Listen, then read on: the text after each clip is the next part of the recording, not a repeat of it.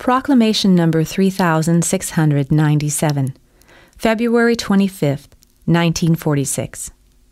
Canon Law, Love of Neighbor and God's Commandments. You shall not through ordinances or teachings initiated by man raise the degree of your soul ripeness, for I assess man solely on his will to live the way that pleases me, and to therefore keep the commandments which I gave him in wise recognition of their effectiveness. If man's ordinances therefore conform to my commandment of love, and hence aim at spurning man towards love, so that abiding by them signifies the practice of unselfish love of fellow man, then they also meet my approval. For then the working of my Spirit becomes evident in those men who enacted such statutes. Every other law has no worth before me, and I place no store by its fulfillment, because the life force streaming to you is to be used exclusively for love action, in order to attain soul maturity on earth. Your goal is to become perfect, but how are you to become perfect without love? How can you expect graces to flow your way through the keeping of ordinances whose non-fulfillment is no offense against love? It is the love of neighbor that proves to me love towards me, your God and Father from eternity. He who does not love his neighbor has no proper love for me either, which would prompt him towards deeds of love for neighbor.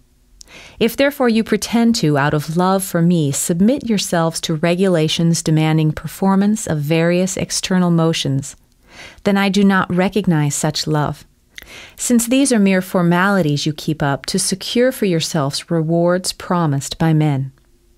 This is no love action, through which alone you can substantiate to me your love from the heart, through which alone you can gain beatitude. All external formalities, everything recognizable on the surface, has not myself, but human will as its author. To me, only unselfish love of fellow man is well-pleasing, although this also requires external deeds.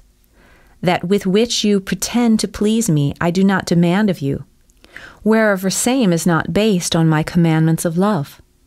I want only the fulfillment of these commandments together with sincere prayer demonstrating a will devoted to me. Only then can you gain possession of grace and power, for there are no ways to grace other than prayer and unselfish love. However, this will flow to you without measure. Your entire life should be an interior one, without any pomposity. You nevertheless are called upon to witness of me openly. You are to confess my teaching, which you must strive to follow. You are to openly stand up for your faith in me. My name and my salvation works before the world. Hence speak to fellow men, so that they too recognize your mind and what you strive for, and that this is not for the terrestrial world, but for the kingdom of the Spirit.